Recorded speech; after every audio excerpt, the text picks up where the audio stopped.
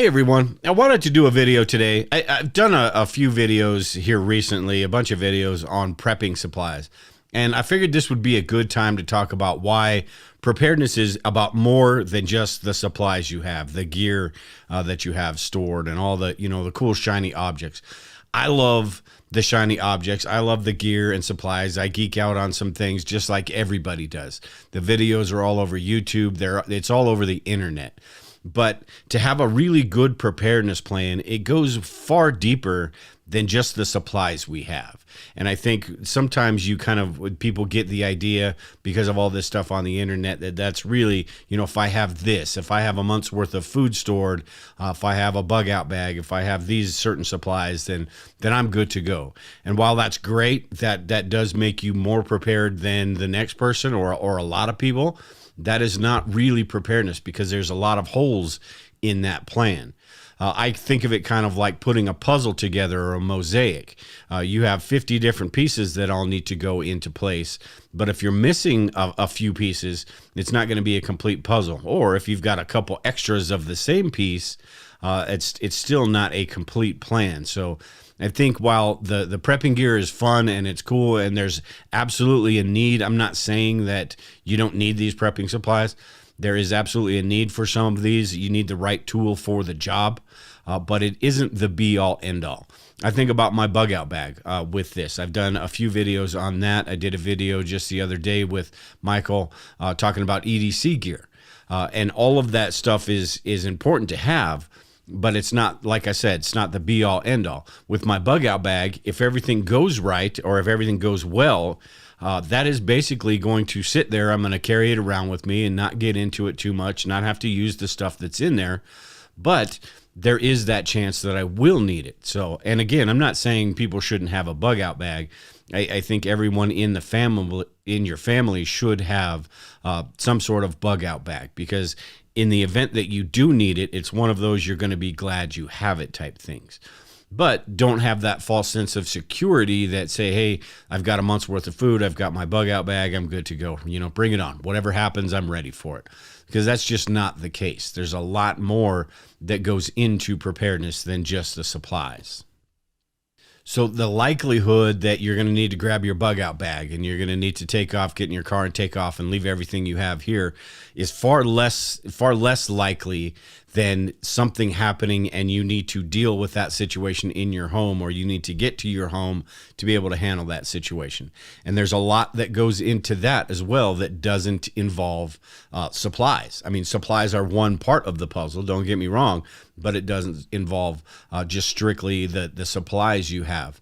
Learning the skills to get through some of these situations, having the knowledge to understand what to do in, say, pick your disaster scenario. What do you do before and during and after that disaster scenario?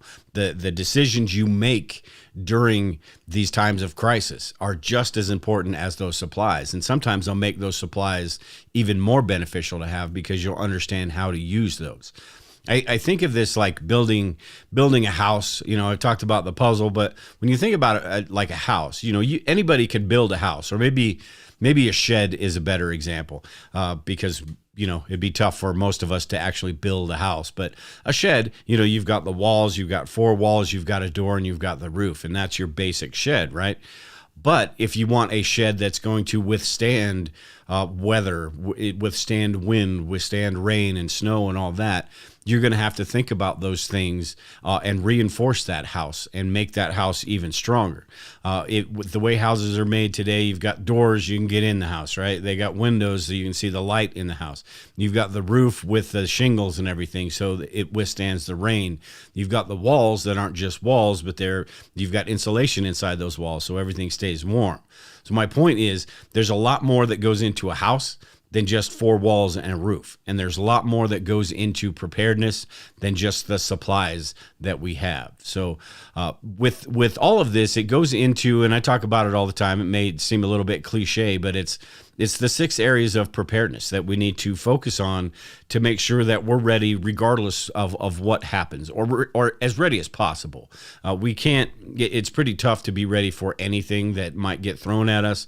But to be ready as possible, we need to think about those 6 areas of preparedness.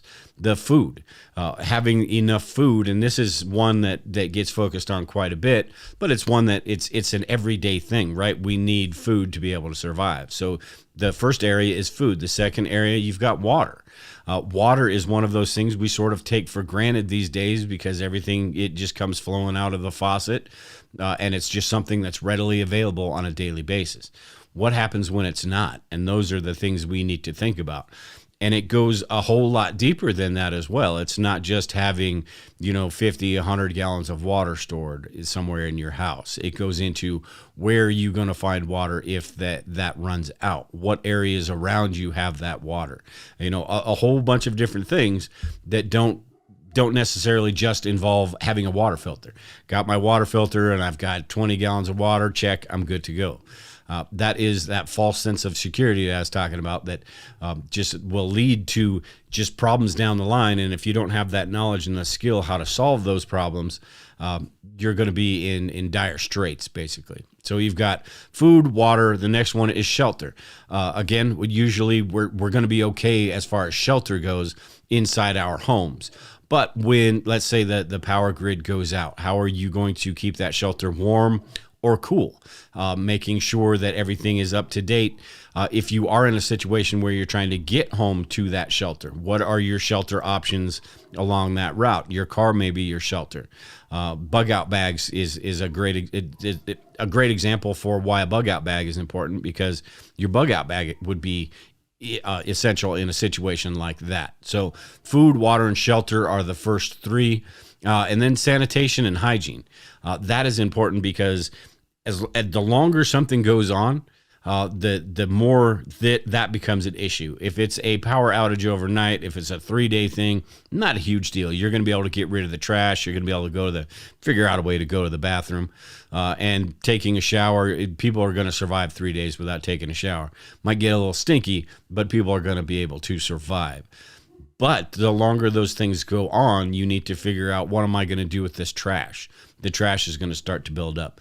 What are you going to do with that waste, the human waste and all of that you don't want it too close to your house?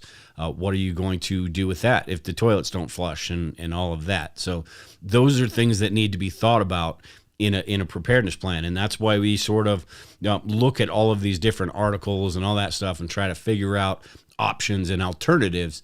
So we do have a porta potty, one of those little portable toilets that I have, but we also have plans.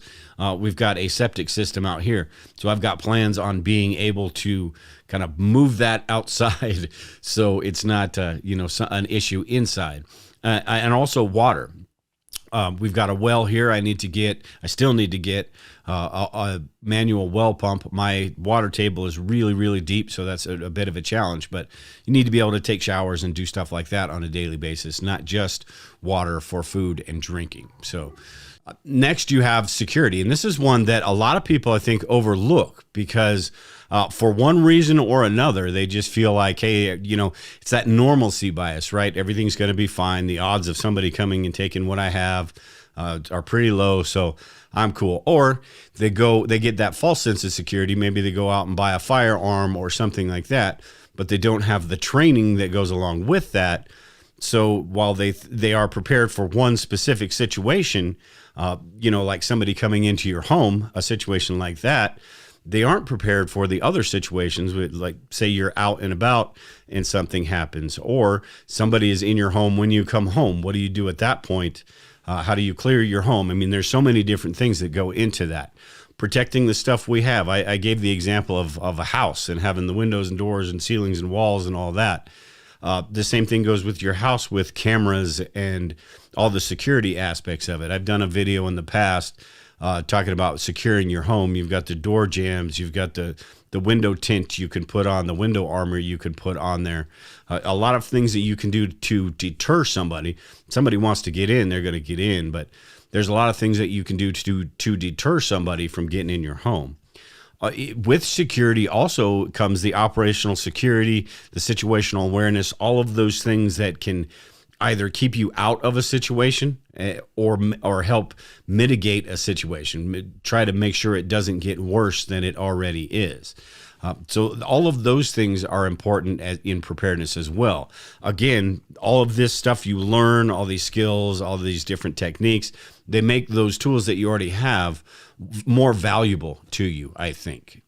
And then the final one on this, the 6 areas of preparedness. So we've got food, water, shelter, security, sanitation, and hygiene. And then we've got first aid.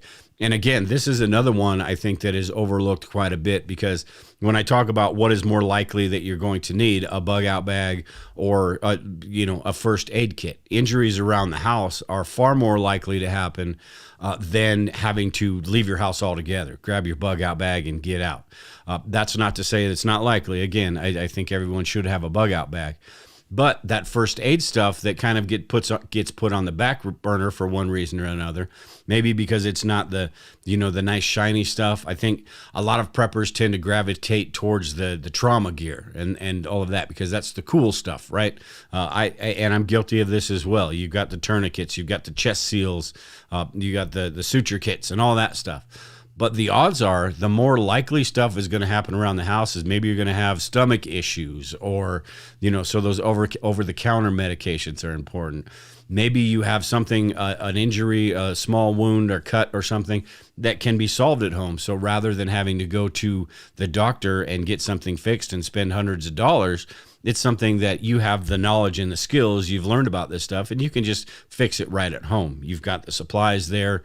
You can do all that stuff. So like I said, all of this stuff is important to have that well-rounded preparedness plan.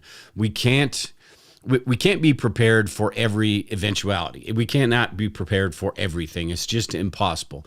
And we don't know what is going to be coming. So it's really important to make sure that we've got as many of these puzzle pieces put together beforehand. That way, when something does happen, if we've got the skills, we've got the knowledge, we have opportunities and the ability to pivot and change course and do things. And we understand which direction to go. And we'll understand how to make better decisions in those situations, which will help us get through it. So while the supplies, my whole point with this is, while the supplies are important, they're fun, they're necessary. I love all the new stuff, and it's cool to find out that they're coming out with new inventions and stuff, and it's cool to incorporate those into your preparedness plans. It's not the be all end all. So having 100 different flashlights, all different colors, that's great if you've got them. But if you're buying all of that stuff, or like I've got, probably 50 different knives, if you're buying that stuff and sacrificing something else in your preparedness plan, it's probably not the best idea. I think make sure all your bases are covered and then go that route. I've got a lot of stuff here. I've got a lot of stuff on my shelves. A lot of this stuff, because I'm on YouTube, was either given to me to do a review on, which is kind of cool because it lets me tell you about a certain product before you go out and spend money on it. It adds to my preparedness supplies, so I actually get something from it. So I'm not actually spending money on that stuff. I get a lot of gifts for being in preparedness too. So my point is that I do have quite a bit of different stuff around here, but it's not because I'm sacrificing another part of preparedness. And this goes for each individual person too. Ladies might have a different idea about the shiny objects than guys do.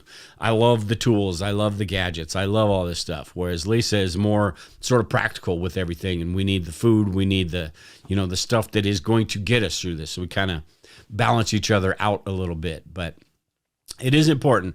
While the supplies are great, the supplies are fun, the supplies are necessary, just keep in mind that that's not the be-all, end-all. Somebody can have, like I said in the beginning, somebody can have a month's worth of food, they can have the water storage, they can have maybe a firearm, a knife, all the bug-out bag, and feel like they're prepared.